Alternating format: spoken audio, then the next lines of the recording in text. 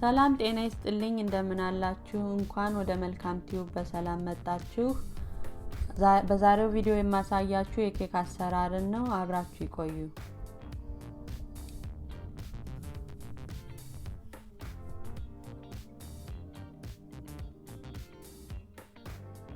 በመጀመሪያ ጎድጎድ ያለ ሳህን ውስጥ 3 እንቁላል፣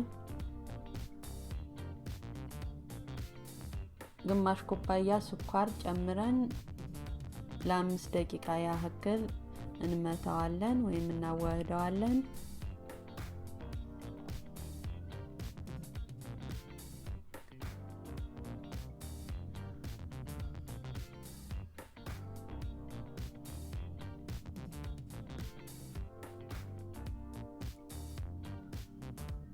እንዲህ ካዋህድን በኋላ ግማሽ ኩባያ ዘይት ጨምረን ለ1 ደቂቃ ያህል በድጋሚ እንመታዋለን።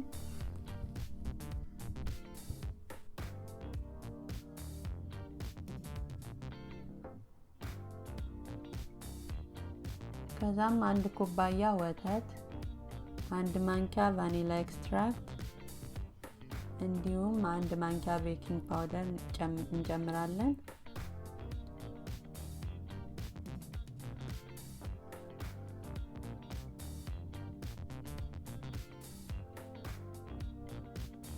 ይሄን ኬክ ለመስራት የተጠቀምኩት 2 ኩባያ ዱቄት ነው። አንዴ ያልጨመርኩትም ትንሽ እየጨመርን በደንብ እናዋህደዋለን።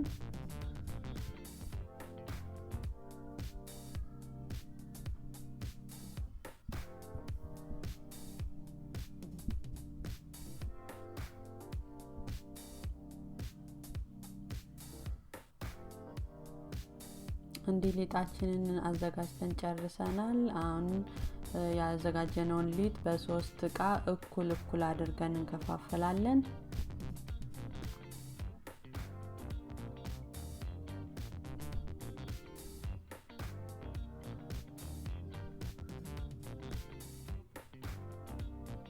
ከከፋፈልን በኋላ ፉድ ከለሪንግ በመጠቀም ከለሩን እንቀይረዋለን ማለት ነው። እኔ ያለኝ አረንጓዴና ቀይ ነው።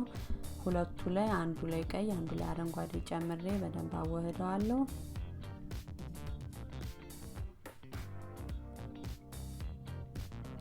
ወህጄ ጨርሻለሁ። ይህንን ይመስላል።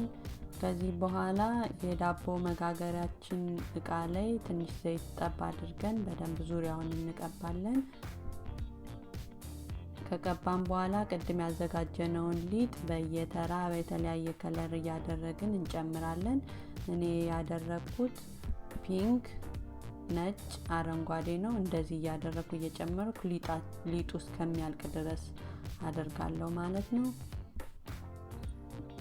ሊጣችሁን ከለሩን ለመቀየር ፉድ ከለሪንግ ቤት የሌላችሁ ሰዎች ቤት ውስጥ የሚገኙ ነገሮችን መጠቀም ትችላላችሁ። ለምሳሌ እንደ እርድ አይነት ቢጫ ያደርግልናል። እንደነሱ አይነቶች መጠቀም ትችላላችሁ።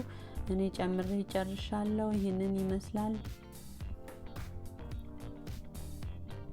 አሁን የአበባ ቅርጽ እንዲኖረው በስቲክኒ እናዘጋጀዋለን ማለት ነው።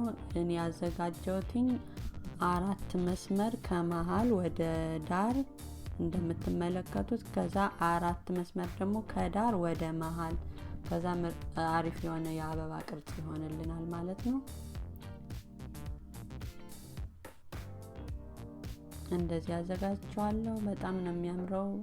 በጣም ቀላል አሰራር ነው።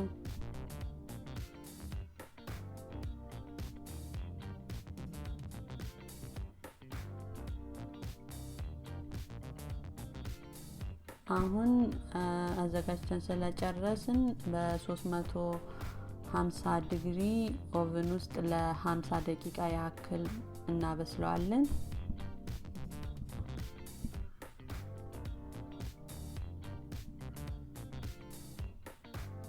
አሁን 50 ደቂቃ ሆኖታል። ኬካችን በስሏል። እናወጣዋለን። ይህንን ይመስላል። አሁን ገለብጥና ሳህን ላይ ውስጡን እናየዋለን ማለት ነው። ጀርባው ይሄንን ይመስላል። አሁን ደግሞ ውስጡን ቆርሰን እናያለን።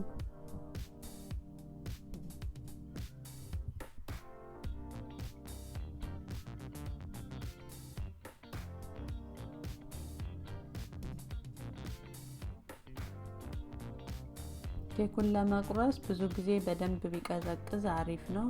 እኔ ያው ለቪዲዮ ብዬ ቶሎ ነው የቆረስኩትኝ። እናንተ ስትቆርሱ በደንብ ቀዝቅዞ ቢያንስ 20 ደቂቃ ያክል ቀዝቅዞ ብትቆርሱት አሪፍ ይሆናል።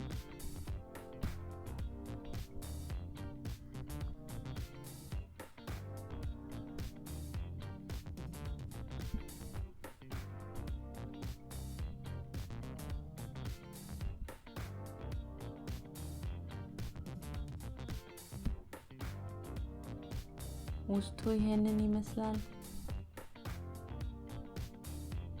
እንደምታዩት በጣም ነው የሚያምረው።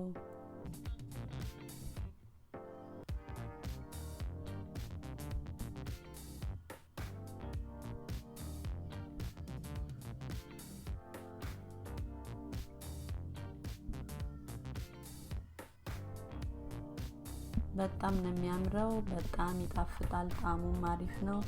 ትወዱታላችሁ ብዬ ተስፋ አደርጋለሁ። አሁን ደግሞ ውስጡን በደንብ አሳያችኋለሁ። እዩት ውስጡ እንዴት እንደሚያምር አያችሁት? በጣም ቀላል አሰራር ነው። ትወዱታላችሁ ብዬ ተስፋ አደርጋለሁ። ከወደዳችሁት ኮሜንት ላይ አሳውቁኝ። የዛሬውን ቪዲዮ በዚህ ጨርሻለሁ። ስለተከታተላችሁኝ በጣም አመሰግናለሁ። በሚቀጥለው እስከምንገናኝ ድረስ ደህና ሁኑ። ቻው።